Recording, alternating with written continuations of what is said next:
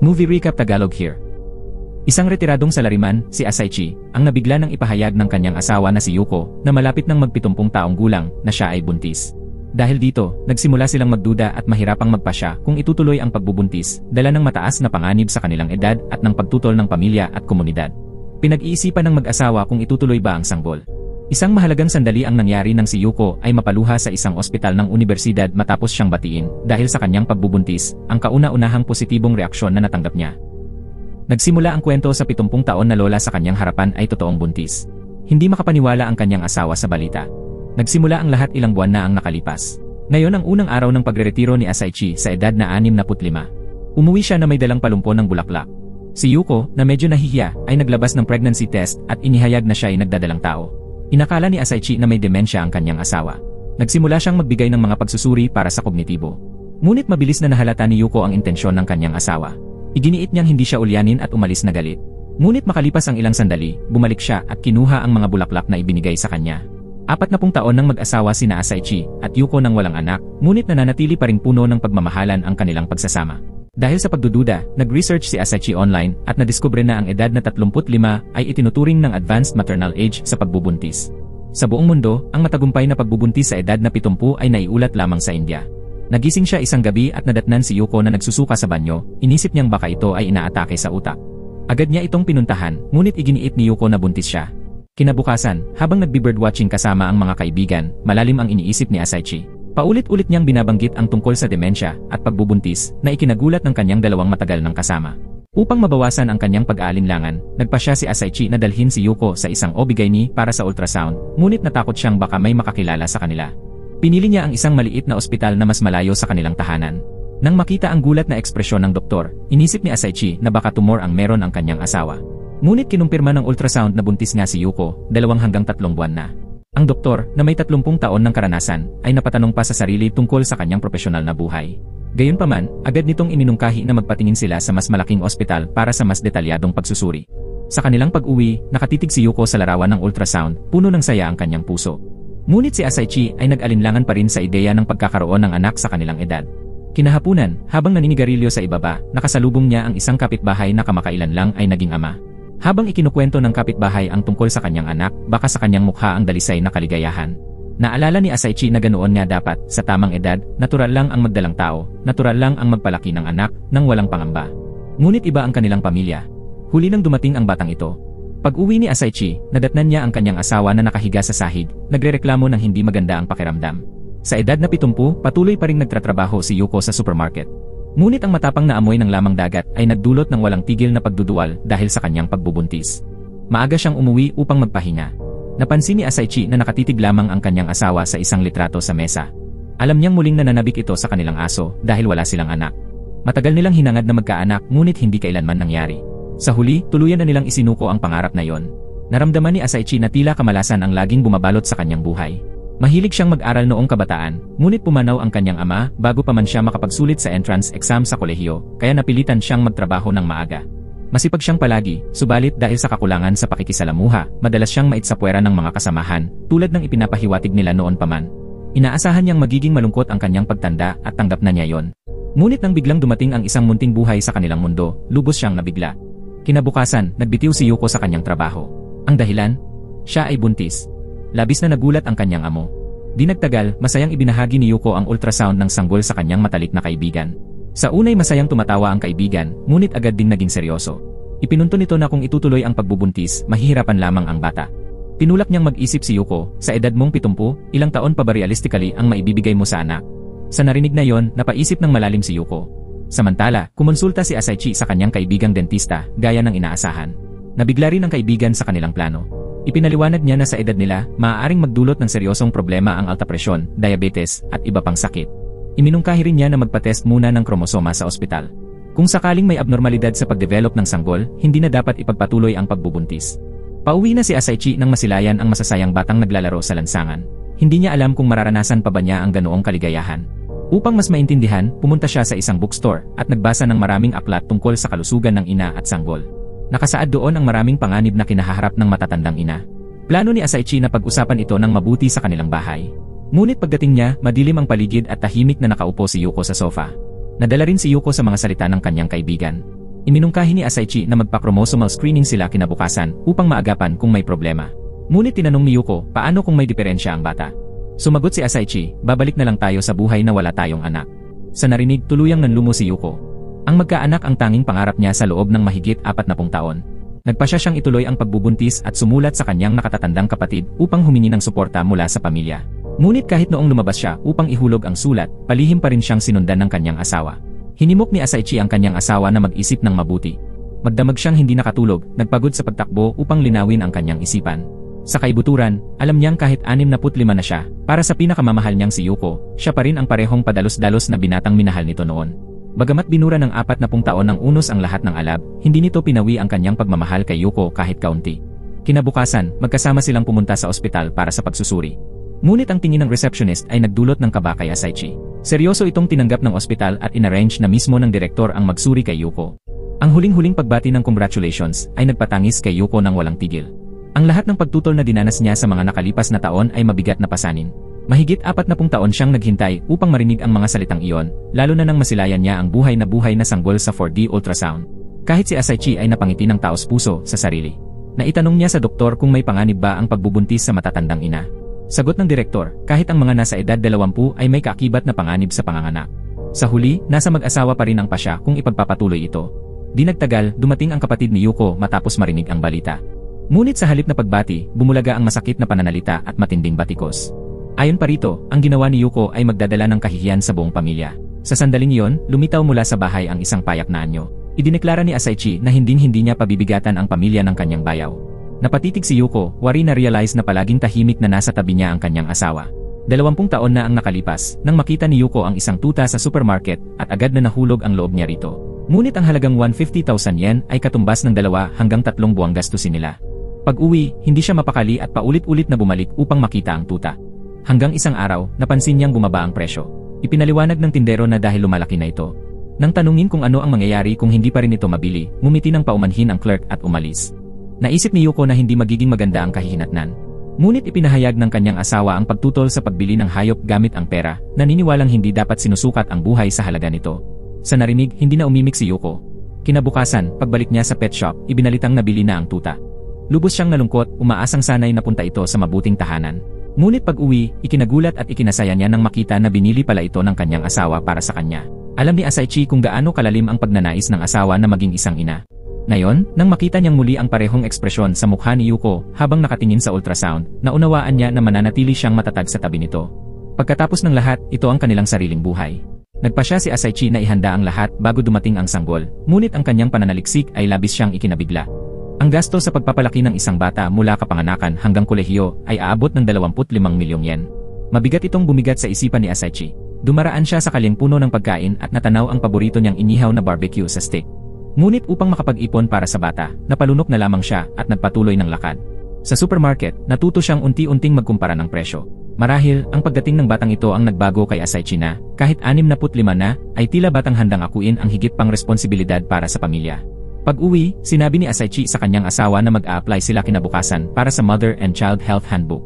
Labis ang tuwa ni Yuko sapagkat ilang araw lang ang nakalipas ay tutol pa ang kanyang asawa. Noon, umaasa lamang siya na makapanganak ng palihim at palakihin ang bata sa isang liblib na baryo.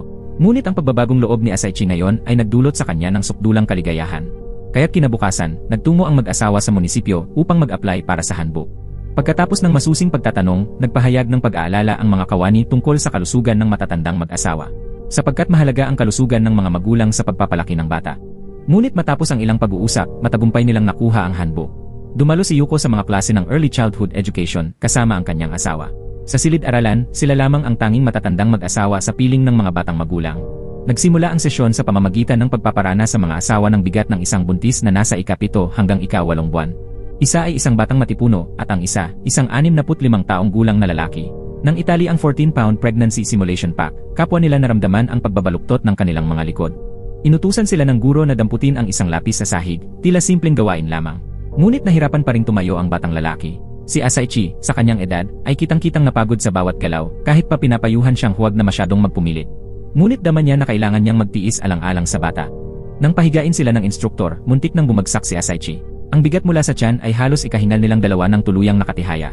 Napagtanto ni Asaichi na ito ang pasaning araw-araw na dadalhin ng kanyang asawa para sa bata. Sumunod naman ang pagpapalit ng lampin. Mabilis na ipinakita ng instruktor ang tamang paraan. Ngunit ng pagkakataon na ng mga ama, kapansin-pansin ang kanilang pagkataranta. Sa huli, dumating naman sa pagpaligo ng sanggol. Gamit ang sukdulang pag-iingat, inalagaan ng mga lalaki ang mga dummy baby, ngunit kahit ilang minutong pagkakabuhat lamang ay labis nang sumakit ang kanilang mga likod. Isang maling paghawak ang naging sanhi upang ang isang sanggol ay dumulas at mahulog sa tubig. Mabilis na rumesponde si Yuko upang tumulong. Sa paulit-ulit na pagsasanay ng magkasama, unti-unti nilang naranasan ang kagalakang hatid ng isang bagong silang na sanggol. Habang lumalalim ang pagbubuntis, nagsimulang maranasan ni Yuko ang mga pagbabagong dulot ng sanggol. Nagkaroon siya ng pananabik sa maaasim na pagkain at nagluluto na ng mas kaunting mamantikang ulam. Ngunit gabi-gabi, nagigising siya upang kumain ng marami-rami. Bagamat maaaring puno ng hamon ang paglalakbay na ito, niyakap ni Yuko ang lahat ng may matamis na kasiyahan, kahit pa huli dumating ang sanggol kaysa inaasahan. Ang batang ito ay matagal nang inaasam, higit pa kaysa kaninuman. Nagagalak ang mag-asawa sa bawat pagkilos ng sanggol sa sinapupunan. Ngunit unti-unting naging dahilan ng pag-aalala ang kalusugan ni Asaichi. Madalas niyang maramdaman ang paninikip ng dibdib at pagkahilo, hinalang may diferensya sa kanyang puso. Tulad noong isang araw na sinamahan niya ang asawa sa prenatal check-up. Habang naghihintay ng kanilang turno, lumabas muna si Asaichi upang manigarilyo at doon ay nasalubong ang dati niyang amo. Nakapagtataka, hindi ito mahigpit na tumutol gaya ng inaasahan. Sa halip, sinabi nitong may perpektong dahilan si Asaichi upang tumigil sa paninigarilyo para manatiling malusog para sa anak. Nang bumalik si Asaichi sa silid ng ultrasound, nadatnan niya ang maraming doktor na nagtipon. Lahat sila ay nais masaksihan ang himala. Hindi na siya nakaramdam ng hiya. Sa halip, inimbitahan pa niya ang lahat na makita ang 4D ultrasound ng kanilang anak. Doon mismo siya nagpasya na ipacheck ang kanyang puso ng masinsinan. Sa panahong iyon, labis na balisa si Asaichi, takot na baka nga may malalang karamdaman siya. Kung mangangailangan ng malaking halaga ang gamutan, mas nanaisin niyang isakripisyo ang sarili upang makatipid para sa kanyang anak. Sa wakas, dumating ang resulta ng pagsusuri. Nagsimula ang doktor sa isang buntong hininga. Lumabas na ang acid reflux ni Asaichi ay sanhi ng paninigarilyo. Ang kanyang mga sakit ng ulo naman ay bunga ng labis na stress sa pag-iisip. Muli niyang nakatagpo ang dating amo sa ospital. Dinala siya nito sa nursery, kung saan nasilayan nila ang maraming bagong silang na sanggol. Habang nakatingin sa mga bata, tila nakapagpasya ng mahalaga si Asaichi. Matapos ang 40 taon ng paninigarilyo, nagpasya siyang tumigil alang-alang sa kanyang kalusugan. Nang magduda ang kanyang asawa, tahasan niyang sinabi na nais pa niyang mabuhay ng ilang taon. Kaya't nang alukin siya ng mga kapitbahay ng sigarilyo, ngumiti lamang siya at tumanggi. Noong araw na yon, nagre-record si Yuko ng pamamaalam na mensahe para sa kanyang hindi pa isinisilang na anak. Hindi niya alam kung makaliligtas siya sa mesa ng operasyon o makikita pa niya ang ngiti ng kanyang anak. Ngunit kasabay nito, labis ang pasasalamat ni Yuko sa kanyang asawang si Asaichi sa walang sawang suporta nito, lalo na sa naging pasya nitong mag-propose sa kanya noon. 50 taon na ang nakararaan, matapos graduate sa high school, nagtungo si Yuko sa Tokyo upang magtrabaho sa tulong ng isang kamag-anak. Sa isang pagtitipon ng mga kabataan, nakilala ni Yuko ang isang estudyante sa kolehiyo na nagngangalang Shogo. Mabilis na nahuli ng kanyang atensyon ang talino at pagiging palabiro ng binata. Masigasig siyang niligawan ni Shogo, at nagsimula silang manood ng sine ng magkasama. Tahimik na umusbong ang mga binhi ng pag-ibig sa puso ni Yuko, ngunit ipinaalam ng isang kamag-anak sa kanyang ama sa probinsya ang tungkol sa kanyang pag-ibigan. Nagmadali ang ama ni Yuko patungong Tokyo, sinampal siya sa mukha, at tinangkang iwing muli sa probinsya para ipakasal sa napili nitong mapapangasawa. Palihim na tumakas si Yuko at humanap kay Shogo.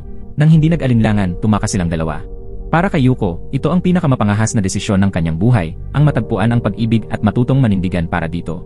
Naniwala siyang ito ang lalaking pagkakatiwalaan niya ng kanyang buhay. Ngunit matapos ang isang gabing magkasama, biglang naglaho si Shogo. Hinanap siya ni Yuko kung saan-saan, ngunit tila ba naglaho ito na parang bula. Makalipas ang ilang araw, itinaboy siya ng kanyang pamilya mula sa kanilang tahanan. Nagsikap ng husto si Yuko sa trabaho, ngunit natakot na siyang magmahal.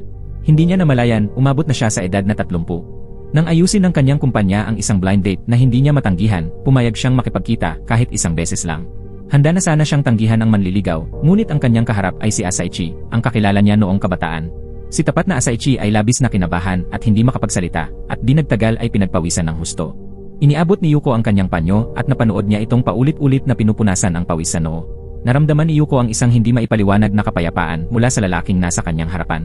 Nang mas matagal silang nagkasama, ibinahagi ni Yuko kay Asaichi ang kanyang nakaraan. Natigilan si Asaichi, hindi makapagsalita hanggang sa sumakay na ng bus si Yuko. Sa loob ng bus, inisip ni Yuko na marahil ay itinakda siyang hindi na makaranas ng pag-ibig. Ngunit nang lumingon siya, nakita niya ang isang figura na tumatakbo, hinahabol ang bus. Agad na bumaba si Yuko at tumakbo patungo sa kanya. Inilabas ni Asaichi ang singsing na matagal na niyang inihanda. Sa totoo lang, matagal na niyang gustong sagutin ang tanong ni Yuko noon. Walang kabataan, walang nakaraan, na kailangang humingi ng kapatawaran mula kaninuman. Ngunit sa tuwing nakikita niya si Yuko, hindi niya maibulalas ang mga salita. At kaya, magkasama nilang tinahak ni Yuko ang 40 tagsibol at taglagas. Sa edad na 70, sa wakas ay dumating ang kanilang unang anak. Ang pagkakaroon ng anak na tulad ni Asaichi ang pinakamatagal ng pangarap ni Yuko. Umaasa siyang balang araw, mapapanood ng kanyang anak ang video na kanyang inirecord. Ipinahayag din niya ang kanyang pasasalamat sa kanyang asawa. Si Asaichi ang nagbigay sa kanya ng lakas ng loob upang harapin ang mga pagsubok ng buhay sa pamamagitan ng kanyang walang kondisyong suporta.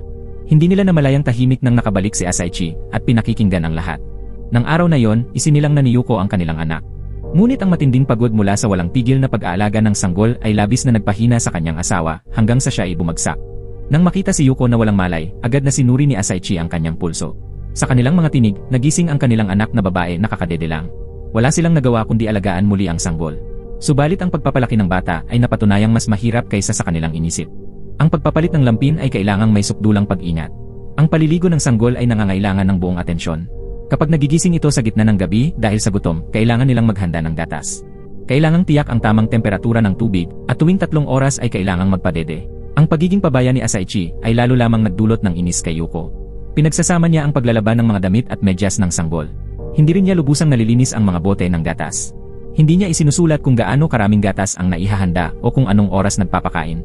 Alam ni Asaichi kung gaano kahirap para sa kanyang asawa at taos-puso niyang nais tumulong. Ngunit ang kanyang pagkaburara ay palaging nagdudulot lamang ng mas malaking gulo. Sa wakas, napikon si Yuko at pinaalis siya. Habang pinagmamasdan ang asawang umiiyak, iminungkahi ni Asaichi na bumili ito ng 2 lata ng gatas at magpahangin muna. Dahil matagal nang nakakulong sa bahay, bumili si Yuko ng 1 tasa ng kape, isang bagay na matagal na niyang hindi natitikman.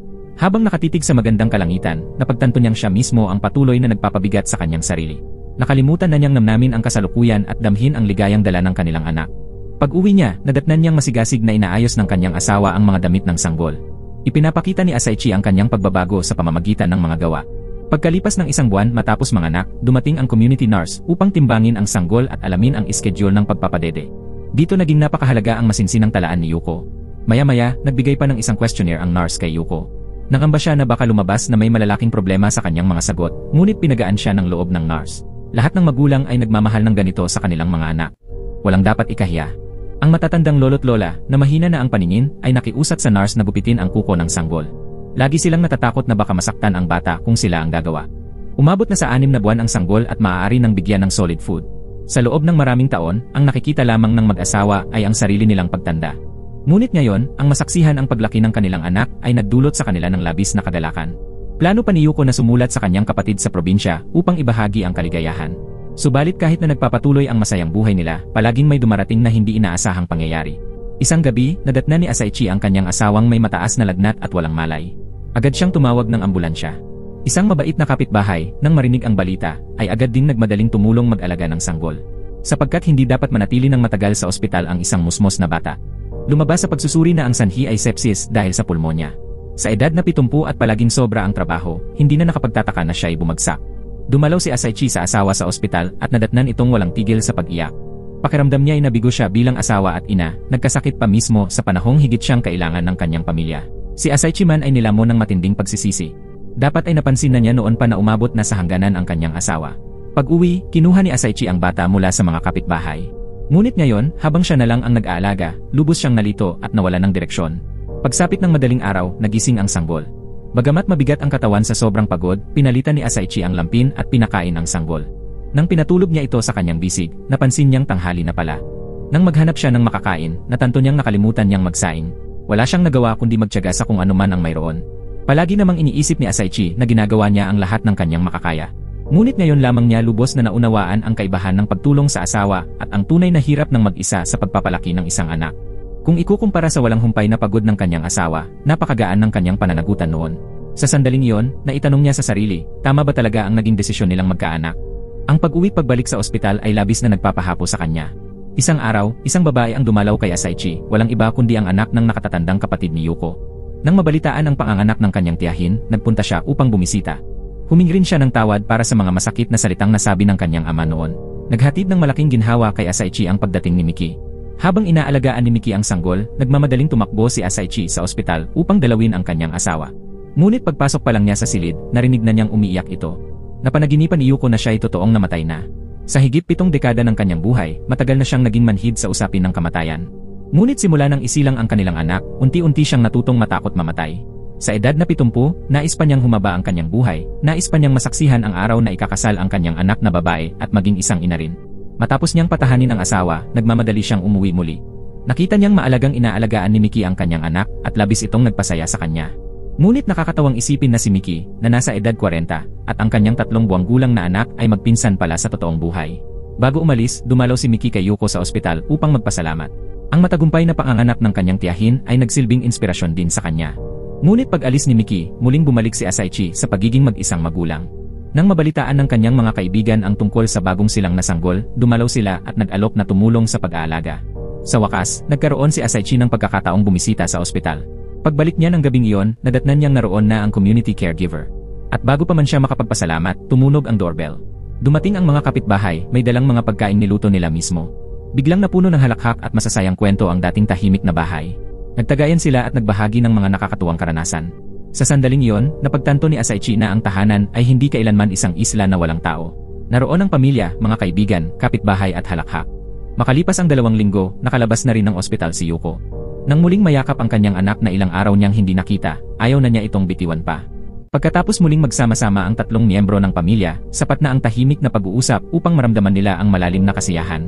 Kinabukasan, dinala ng mag-asawa ang kanilang anak sa parke.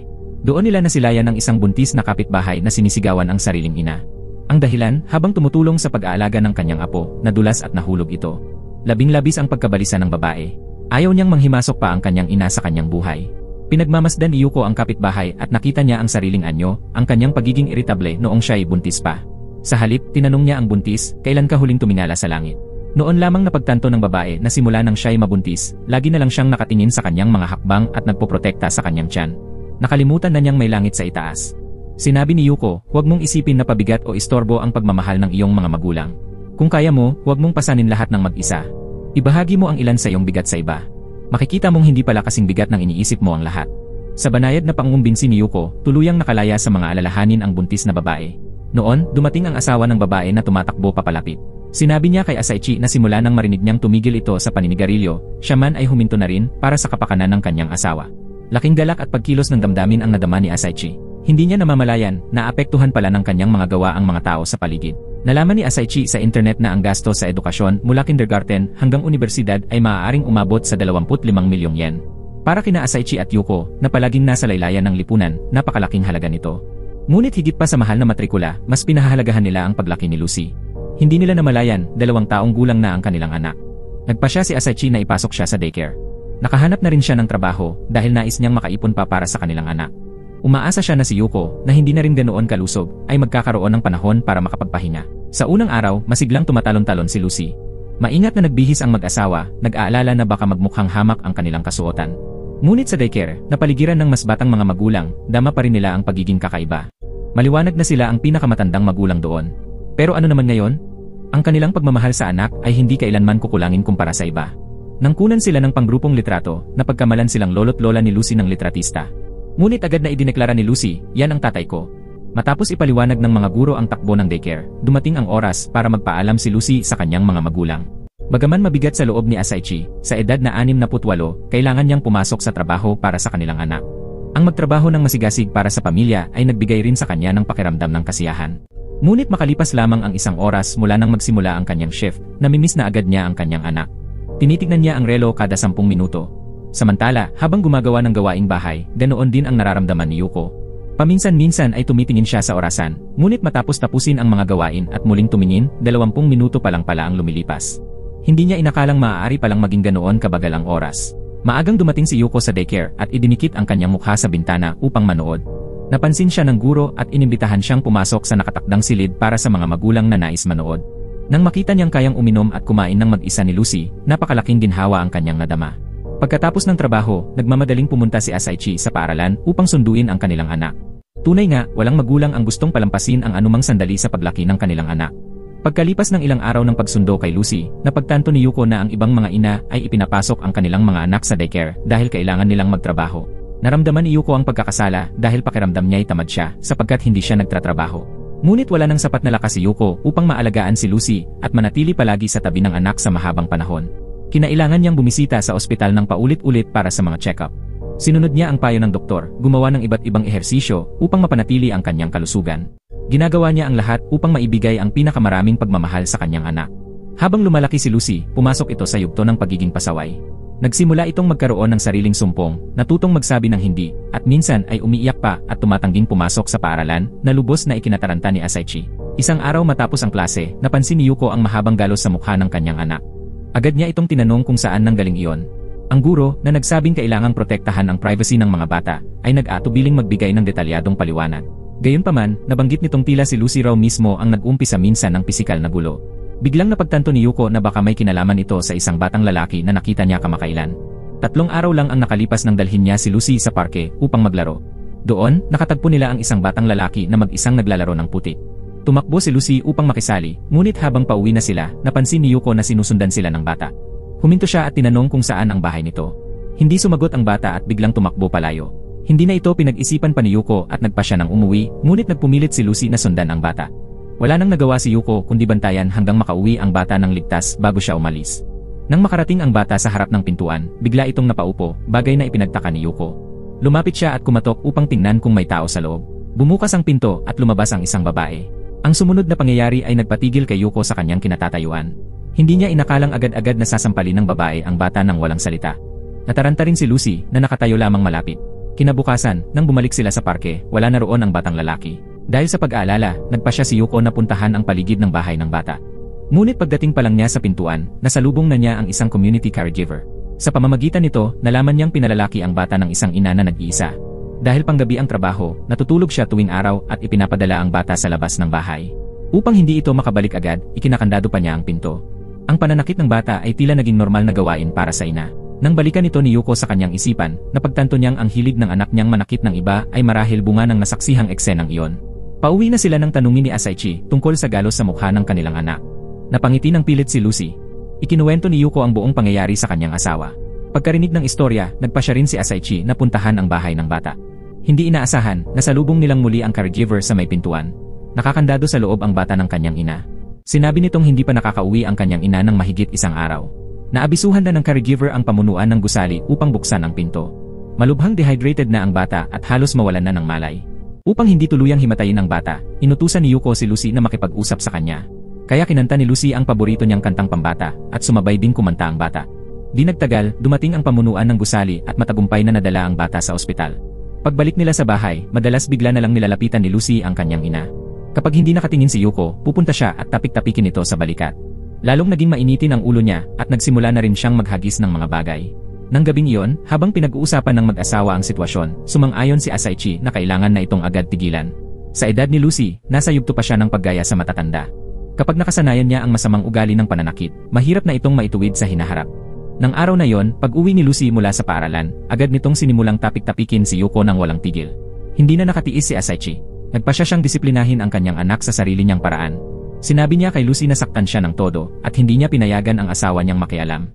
Hinawakan pa niya ang kamay ng bata upang igya ito na hampasin siya. Ngunit unti-unting ibinaba ni Lucy ang kanyang ulo. Tila nakaramdam siya ng awa sa kanyang ama. Mahigpit na niyakap ni Lucy si Asaichi. Para bang sa sandaling iyon, bigla itong tumanda at nagkaisip. Alam naman ni Asaichi na ang palo ng bata ay walang sakit. Ngunit buong puso niya itong ginabayan. Dahil alam niyang kung hindi magtuturo ang mga magulang ng maaga, ang lipunan ang gagawa nito. At ang iba, hindi magiging kasing inam at kasing banayad niya. Simula nang maging ama, natutunan ni Asaichi ang mga bagay na dati hindi niya maunawaan. Ang mga palaisipan noon, ngayoy malinaw na sa kanya. Bago dumating si Lucy, sa edad na 65, pakiramdam ni Asaichi ang kanyang buhay ay basta na lang lumilipas, malungkot, walang anak, at walang kaibigan. Hinihintay na lamang niya ang wakas. Hindi naman talaga tayo sabay-sabay tumatanda sa isip at sa puso. Ngunit bawat araw, ang ating katawan ay unti-unting naluluma. Ngunit nang ang mahigpit na magkahawak ng mga kamay ni Asaichi at Yuko ay naging 2 kamay na humahawak sa kanilang anak, doon niya tuluyang naintindihan ang damdamin ng kanyang sariling mga magulang. Noon, hindi niya maunawaan kung bakit laging nakayuko at nakangiti ang kanyang ama sa iba, makakuha lamang ng ilang resibong may reimburse. Ngayon, nauunawaan na niya. Dala ng kanyang ama ang bigat ng buong pamilya sa kanyang balikat, at ang ngiting iyon ay taos puso niyang ibinibigay. Para sa mga mahal niya sa buhay, ang dating pabaya at magulo, ngayoy matiyagang nagsusuklay at nagbubuhol ng buhok ng kanyang anak, ang dating umiiwas sa estranghero, ngayoy kusa ng nakikipag-usap sa iba. Buong tibay siyang nagpasya na huwag palampasin ang kahit isang araw na kasama ang kanyang anak. Ipinapakita pa niya ang tuwa bilang isang ama sa pamamagitan ng kanyang telepono sa mga tao sa paligid niya. Habang lumalaki ang bata araw-araw, lalo ring lumalaki ang gastusin. Sa edad na 68, may dalawang trabaho si Asaichi. Nakakapagod man, bawat araw ay ramdam niyang lubos na makahulugan. Malapit nang mag-3 taon si Lucy, at magsisimula na siya sa kindergarten. Ang pangunahing pagkakaiba ng kindergarten sa daycare ay ang mas maikling oras ng paggabay. Ibig sabihin nito, mas maraming oras ang gugugulin ng kanyang inang may mahinang kalusugan sa pag-aalaga sa kanilang anak upang maibsan ang bigat ng responsibilidad ng asawa. Nahanap ni Asaichi ang bagong layunin. Kusang loob siyang gumagawa ng mas maraming gawaing bahay, bagamat medyo clumsy siya. Maganda ang takbo ng lahat, ngunit di nagtagal, hinarap nila ang panibagong hamon. Isang mahalagang pamantayan para sa pagtanggap sa lokal na kindergarten ay kung kaya na ng bata gumamit ng palikuran ng mag-isa. Para kay Lucy, na patuloy pang nagsusuot ng lampin, malaking balakid ito. Ngunit tuwing dadalhin siya sa banyo, matindi ang kanyang pagtutol. Humingi ng payo si Yuko sa ibang mga magulang, at doon niya nalaman na matindi ang kompetisyon para sa mga pwesto sa kalapit na mga kindergarten. Kinakailangan hindi lamang ang maagang pagsusumite ng aplikasyon, kundi dumaraan pa rin sa mahigpit na mga panayam. Tinitingnan pa rin nila ang pakikilahok ng mga magulang sa edukasyon ng kanilang anak at ang kanilang mga pananaw sa buhay. Kapag hindi pumasa sa panayam, kailangang alagaan ang bata sa bahay, habang tinuturuan si Lucy gumamit ng palikuran. Sinubukan ng mag-asawa ang lahat ng posibleng paraan, ngunit iginiit ni Lucy na ang lampin ay para sa mga sanggol, malaki na raw siyang bata. Gumawa pa si Asaichi ng mga kwentong pambata tungkol sa mga hayop na gumagamit ng palikuran bago matulog. Ngunit walang gumana. Isang araw, nang sunduin ni Yuko si Lucy mula sa daycare, nalaman niyang halos lahat ng ibang mga bata ay nakalipat na mula sa lampin. Iminungkahi nila kay Yuko na silipin ang palikuran ng paaralan. Lumabas na ang banyo ng daycare ay maganda ang dekorasyon, kaya't nagpa siya si Asaichi na baguhin ang kanilang sariling banyo. Nilagyan niya ng masining na origami ang mga dingding, inayos ang mga estanteng may nakahanay na cute na manika, at pati ang inidoro ay may makulay na disenyo. Ngunit tumanggi pa rin ng malakas si Lucy, kaya nagpa siya si Asaichi na hayaang dumating ito sa sariling panahon at huwag nang ipilit. Dumating din sa wakas ang araw ng panayam sa kindergarten. Isinuot ng pamilya ang kanilang pinakamagagandang kasuotan. Harap sa mga tanong ng punong guro, mahusay na sumagot si Lucy. Ngunit nang tanungin kung kaya na bang gumamit ng palikuran ng mag-isa ang bata, napilitan si Yuko na sagutin ito ng tapat. Ngumiti ang punong guro at nagsabi, hindi ito bagay na dapat minamadali. Pagkatapos ay tinanong niya si Asaichi tungkol sa mga hirap na naranasan niya sa pagpapalaki ng anak. Pagkatapos magsalita ni Asaichi, masiglang pumalakpak ang kanyang anak.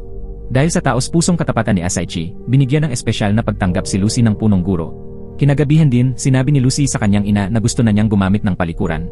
Namangha at lubos na naantig si Yuko. Minsan, ang paglaki ng bata ay dumarating ng isang iglap. Lumipas ang kalahating taon na parang isang kisap mata. Dumating ang ika-69 na kaarawan ni Asaichi. Inabutan siya ni Lucy ng isang cake at binati ng happy birthday. Kasabay din ito ang araw ng kanyang pagpasok sa kindergarten. Maagang gumising si Asaichi upang ihanda ang isang magarang bento para sa kanyang anak. Nagpakuha sila ng litrato sa harap ng tarangkahan ng paaralan. Araw-araw, patuloy na lumalaki si Lucy. Tumanda sina Asaichi at Yuko sa bawat araw na lumilipas. Ngunit kinukunan nila ng larawan ang bawat maganda at mahalagang sandali. Isang araw, nakatanggap ng tawag si Asaichi. Mula ito sa ospital, may cancer daw siya. Tuluyang nagkadurog-durog ang dati payapa at masayang pamumuhay nila. Matapos ihatid si Lucy sa paaralan, umuwi si Yuko at nakakita ng isang sulat na nakalapag sa mesa. Sinabi roon ng kanyang asawa na lumabas muna siya upang maglakad-lakad at babalik din agad. Sa sandaling yon, tila biglang tumanda ng husto si Asaichi. Pinaniwalaan niya noon na sa pamamagitan ng matibay na determinasyon at pagsusumikap, makakapiling pa niya ang kanyang anak ng 10, 20, kahit 30 pang taon. Ngunit ngayon tila isa lamang itong panaginip na kailangan ng magwakas. Ang paniniwalang kayang talunin ng tao ang kalikasan ay isang mapanlinlang na ilusyon. Ang katawan na unti-unting tumatanda at pinahihirapan ng sakit, gaano man kapuno ng sigasig at pangarap, ay hindi makakataka sa batas ng kalikasan. May malubhang karamdaman na si Asaichi sa edad na 69. Si Yuko naman, 73 taong gulang, ay mahina na at matanda na rin. Ano na lang ang matitira kay Lucy paglipas ng ilang taon? Hating gabi na nang umuwi si Asaichi at sinabi kay Yuko na nakapag-dinner na siya sa labas. Naramdaman din ni Yuko na tila kakaiba ang kilos ng kanyang asawa noong araw na yon. Nang gabing iyon, hindi nakatulog si Asaichi. Hindi niya alam kung paano sasabihin sa asawa ang kanyang kalagayan o kung paano haharapin ang kanilang anak. Kaya nagtungo siya sa kusina at sinimulang hugasan ang mga pinggan at kagamitan. Nais niyang akuin pa ang mas maraming gawaing bahay habang kaya pa niya sa mga huling araw niya. Nang hikayatin siya ni Yuko na kumain ng almusal, sinabi niyang hindi siya gutom at mas piniling kuskusin ang kalan ng buong sigasig. Ang mga kakaibang kilos niya nitong mga nagdaang araw ay nakatawag na rin ng hinala ni Yuko. Sa paghatid niya kay Lucy sa eskwela, natanong pa niya ang anak kung hindi ba kakaiba ang kilos ng kanilang ama. Nang gabing iyon, nagising si Yuko at napansing wala na ang asawa niya sa tabi. Lumabas siya ng silid at nadatnan si Asaichi na nakaupo mag-isa sa sopa. Malalim ang iniisip. Hindi na napigilan ni Yuko at diretsong tinanong ang asawa kung ano ba talaga ang nangyayari. Maging siya'y napaisip kung baka ba nasangkot si Asaichi sa mga taong nagpapautang ng malalaking interes. Sa narinig, napangiti ang kanyang asawa ngunit baka sa mukha ang lungkot. Ipinaliwanag niya na nagpunta siya sa ospital nitong mga nakaraang araw para magpamedikal, kaya hindi siya nakakakain. Naluha si Yuko sa narinig. Hindi niya maisip kung paano niya bubuhayin at palakihin ang kanilang anak ng mag-isa kung mawala ang kanyang asawa. Kinaumagahan, sinamahan niya si Asaichi sa ospital upang kunin ang resulta ng mga pagsusuri. Ang tanging ginhawa sa masamang balitang ito ay maagang natuklasan ang sakit, cancer sa tiyan sa unang yugto. Ngunit higit kalahati ng kanyang tiyan ang kailangang alisin. Ayon sa doktor, nasa 50% ang tsansa ng 10 taong kaligtasan matapos ang operasyon. Nang itanong ito ni Asaichi, napatawa rin siya sa sarili kahit pa wala siyang cancer. Malamang, hindi rin naman ako aabot ng 20, wika niya. Pag-uwi niya ng gabing iyon, hindi siya nakatulog magdamag. Kinumputan niya ang gastos para sa operasyon at pati na rin ang mga gastusin ng kanyang anak sa hinaharap. Alam niyang kahit matapos ang operasyon, posible pa ring bumalik ang sakit. Marahil mas mabuting huwag na lang magpagamot at ipunin na lamang ang pera para kay Lucy. Kaya nagsimula siyang kusang magbawas ng sariling gastusin. Matapos ang isang mahabang araw sa konstruksyon, inilabas ng kanyang mga katrabaho ang masaganang tanghalian. Ang sa kanya lamang ay 2 onigiri na may nori. Sabi niya, matanda na raw siya at hindi na kayang kumain ng marami. Pag-uwi, inilabas niya lahat ng kanyang mga passbook. Pinag-aralan niya kung alin ang para sa elementarya ni Lucy, alin ang para sa kolehiyo. Nakita ito ni Yuko at lumapit. Mahalaga si Lucy, pero kasing halaga ka rin namin, wika niya. Nakiusap siya sa asawa na huwag nitong talikuran ang gamutan para sa kanila. Ngunit dumarating talaga ang kamalasan ng sunod-sunod. Kasabay ng pagkakatuklas ng kanser ni Asaichi, nabalitaan ito ng kuya ni Yuko at agad na nagpunta sa kanila. Naniniwala siyang malapit nang mamatay si Asaichi at inasta na parabang siya na ang may karapatan kay Lucy. Galit na pinaalis agad ni Yuko ang kanyang kapatid. Sa matatag na paninindigan ng kapatid, wala itong nagawa kundi tumayo at magpaalam. Ngunit bago ito tuluyang makaalis, tinawag siya muli ni Yuko. Kinabukasan, habang inihahatid ang kanyang anak sa eskwela, biglang kumawala si Lucy mula sa kamay ng ina. Nilait kasi siya ng isang kaklase na tinawag ang kanyang ina na matanda na. Maingat na ipinaliwanag ni Yuko sa anak na malakas na bata si Lucy. Dahil sa tibay mo, kaya ka ipinanganak ng nanay mo kahit ganito na ang edad niya. Noon lamang muling gumaan ang pakiramdam ni Lucy at masayang naglakad papasok kasama ang ina. Ngunit sa kindergarten, muling tinawag ng bata si Lucy na sinungaling. Anya, hindi raw maaaring manganak ang mga lola. Hindi nakasagot si Lucy at tinitigan lamang ito ng masama ang loob. Dinurog pa ng bata ang putik na bola na pinaghirapan niyang gawin. Lubhang nasaktan si Lucy at umuwi itong umiiyak sa kanyang ama. Ipinakita ni Asaichi kay Lucy ang mga home video noong ipinagbubuntis siya ni Yuko. Kahit hindi pa lubos na nauunawaan ni Lucy ang mga pinapanood, nakita niyang ipinanganak siya matapos ang 10 buwan sa sinapupunan ng kanyang ina, at siya ay lagi nang naging karangalan at pagmamalaki ng kanyang mga magulang. Doon tuluyang nagpasya si Asaichi na sumailalim sa operasyon sa tiyan. Lalabanan niyang muli ang tadhana para sa kanyang pamilya. Habang nakahiga sa operating table, bumalik sa kanyang alaala ang mga nakaraan, ang kaba at kilig noong una silang magkakilala ni Yuko, ang walang malay na tuwa nang makita ang 4D ultrasound, ang matinding galak sa pagsilang ng kanyang anak, ang hirap at pagkalito ng mag-isa niyang pagpapalaki, ang unang paggapang ni Lucy, ang unang daddy, ang unang I love you. Lahat ng iyon ang nagbigay sa kanya ng lakas upang muling lumaban sa mundo. Maayos na natapos ang operasyon. Pagdilat ni Asaichi, nasilayan niya ang nag-aalalang mga mukha ng kanyang asawa at anak.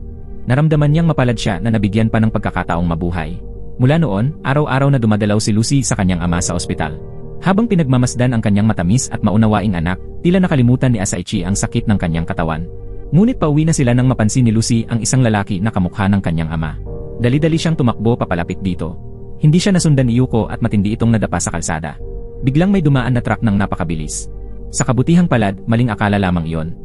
Ngunit nang sinubukan ni Yuko na bumangon, natuklasan niyang hindi siya makatayo, nabali pala ang kanyang binti. Nang mabalitaan ito ni Asaichi sa ospital, agad siyang nagmadali at nadatnan ang kanyang asawa na nakahiga sa hospital bed. Labis ang kirot sa kanyang puso. Ipinaliwanag ng doktor na dahil sa edad at osteoporosis ni Yuko, nagkaroon siya ng comminuted fracture sa tuhod na kailangang operahan agad at lagyan ng bakal na plate. Sa harap ng sitwasyong ito, naisa nang umuwi agad ni Asaichi mula sa ospital upang siya mismo ang mag-alaga sa kanilang anak. Ngunit ipinaalala ng doktor na dahil katatapos lamang ng operasyon ng kanyang tiyan, maaari lamang siyang mabuhay sa nutrisyon ng ospital. Sino na ngayon ang mag-aalaga kay Lucy? Hindi pa matagal ang nakalipas, lumipat na ang kanilang kapitbahay na ka-close nila kasama ang buong pamilya nito. Samantala, ang matalik niyang kaibigan ay mahina na rin ang katawan matapos ang stroke. Iminungkahi ng nurse na pansamantalang ipagkatiwala si Lucy sa foster care ng ibang pamilya. Matapos ang mahabang pag-aalinlangan, wala nang nagawa si Asaichi kundi pumayag. Pinuntahan niya si Lucy sa lobby at ipinaliwanag ang sitwasyon. Nalungkot ng husto si Lucy, ngunit buong pagkahinog siyang yumakap kay Asaichi. Ang tanging hiling niya ay sana sunduin siya agad ng ama. Pagdating sa bahay ng kanyang foster parents, labis na naging mahiyain si Lucy. Alam niyang kailangan niyang maging mas masunurin at maayos kumilos kapag wala ang kanyang mga magulang. Sa kindergarten, naging tahimik at malayo siya sa iba, naglalaro mag-isa gamit ang putik. Ngunit muli siyang nilapitan ng batang laging nambubuli at tinapakan lahat ng bola ng putik na kanyang ginawa. Hindi na nakapagtimpi si Lucy at kumuha ng putik upang ihagis sa kanya. Ngunit sa mismong sandaling iyon, siya ay huminto. Naalala niya ang minsang itinuro sa kanya ng kanyang ama. Maaaring simpleng paraan lang iyon ng kanyang ama para magturo, ngunit iyon ay tatatak sa kanya habang buhay. Pagbalik sa foster home, tulala si Lucy habang nakatitig sa mga ibon sa hawla. Biglang sinabi ng foster mother na tumawag si Asaichi. Labis ang tuwa ni Lucy. Ikinuwento niya sa ama ang lahat ng masasayang bagay na nangyari sa mga nakaraang araw. Wala siyang binanggit kahit kaunti tungkol sa pambubuli sa kanya. Nang itanong niya kung kailan siya susunduin, tila walang maisagot si Asaichi, kundi isang malungkot na pananahimik. Nang gabing iyon, matagal na nakatitig si Asaichi sa larawan ng kanyang anak sa kanyang telepono, hindi makatulog. Makalipas ang isang linggo, nakainom na si Asaichi ng likido, kaya agad siyang nag-apply para sa early discharge sa ospital. Bago umalis, pinuntahan muna niya ang kanyang asawa. Sinabi ng doktor na malalim na ang depresyon ni Yuko at hindi siya nakikipagtulungan sa kanyang rehabilitation therapy. Lumabas na labis na nadismaya ang kanyang asawa sa kanya. Pinaniwalaan ni Yuko na kung siya ay isang 30 anyos na ina, agad niyang nahabol si Lucy nang tumakbo ito sa kalsada. Kahit pa matapilok si Yuko ng bahagya, tiyak na hindi sana siya nabalian ng binti. Nabanggit din niya kay Asaichi na minsang gustong kunin ng kanyang kapatid si Lucy at alam niyang si Miki ay matagal nang may pagmamahal sa bata. Ngayon, naisip niya, iyon na siguro ang pinakamainam na pagpipilian. Ang mga salitang iyon ni Yuko ay nagtulak kay Asaichi sa malalim na pag-iisip. Kinabukasan matapos siyang makalabas ng ospital, ang una niyang pinuntahan ay ang kindergarten. Labis ang tuwa ni Lucy nang muli niyang makita ang kanyang ama. Masigla niyang ikinuwento na binilhan siya ng kanyang foster parents ng 2 maliit na ibon, ngunit agad din sinabi ni Asaichi kay Lucy na umaasa siyang magpapatuloy siyang manirahan kasama ang foster parents. Para kay Asaichi at Yuko, gulong-gulo ang kanilang kalooban. Hindi nila alam kung paano hahakbang sa susunod. Nang gabing iyon, walang ni isa sa kanilang 3 ang nakatulog. Bagamat magkalapit ang kanilang katawan, tila napakalayo ng kanilang mga puso.